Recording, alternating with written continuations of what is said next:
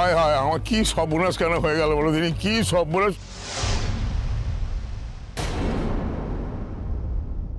Sir আমি কতবার বিপদে পড়লুম বলুন দেখিনি স্যার।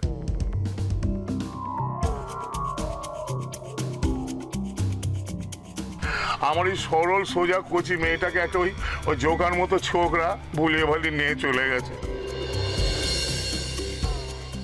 আমি স্যার থানা পুলিশ কিচ্ছু কম করিনি, কিন্তু আমি আপনাদের কাছে মুখ দেখাও কি করে বলুন দেখি নিয়ে। আচ্ছা বসুমতী, তুমি বলো দেখি নিয়ে এই ভদ্রলোকদের এরকম বিপদে ফেলতে হয়? হ্যাঁ, অপমানের হাত থেকে বাঁচতে গিয়ে তুমি কিনা কাকুনকে সাজিয়ে গুছিয়ে দাঁড় করিয়ে দিয়েছো ওই রাজপুতির সঙ্গে বিয়ে দেবে বলে। হ্যাঁ, আচ্ছা তাও কেমন হয় বলো দেখি নিয়ে। আর কাকুমা তুই বা কেমন বল দেখি নিয়ে, তোকে কাকিমা বললো আর তুই সেজে গুজে দাঁড়িয়ে গেলি, এ কখনো হওয়ার আছে বল দেখিনি? না আচ্ছা আচ্ছা, আপনার কাছে আমার মুখ দেখানোর মুখ নেই কো। আপনারা আপনার ছেলের জন্য অনেক ভালো পাত্রী পাবেন। যাও বৌদি, বৌদি যাও, কাগনকে নিয়ে ঘরে যাও। হ্যাঁ, আমি শুধুই আমার জামাইরে একখান কথা জিগাইতে চাই। জামাই, তুমি তো আমার কাকুন মায়েরে দেখছো, তোমার কি মনে হয় এই বেবাক লোকের সম্মুখে খাইয়া মায়াটার এইভাবে অপমান করা যায়?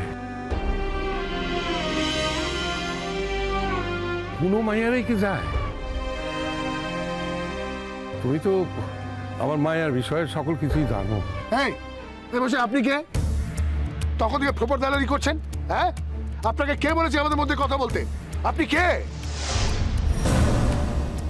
না আমি বুঝতে পারছি না, মানে এই বিয়েটা হলে কি আপনি কিছু কমিশন পাবেন? হ্যাঁ, খবরদার, মানুষ বলে তাই, নইলে এর উত্তর যে আমি কি দিতাম আপনি ভাবতেও পারতেছেন না। সাজগোজ করতে পারলে আর পয়সা থাকলে যে প্রকৃত মানুষ হওয়া যায় না, আপনারা দেখে সেটা বুঝতে পারতেছি। আমার তো মনে হয় যে পুরাণকালেও সেই সবাই কোনো মায়ারে এত অপমান সহ্য করতে হয় নাই, আমার মায়াটারে যা করতে হইতেছে। আপনারা সকলে মিলা আমার মায়াটারে অসম্মান করতেছেন, অপমান করতেছেন। থামুন তো, থামুন মশাই। আপনি কি পাড়া থেকে লোক জোগাড় করে এনেছেন যে আমাদের সাথে ঝামেলা করবেন বলে? দেবজিৎ, আমরা কেন এখানে দাঁড়িয়ে দাঁড়িয়ে সময় নষ্ট করছি এদের সাথে কথা বলে? বলো তো কেন বেরিয়ে যাচ্ছি না? এই কি পুপুল, চলো। আচ্ছা বিশু দাদা, এটা আমার মেয়ের বিয়ের অনুষ্ঠান ছিল।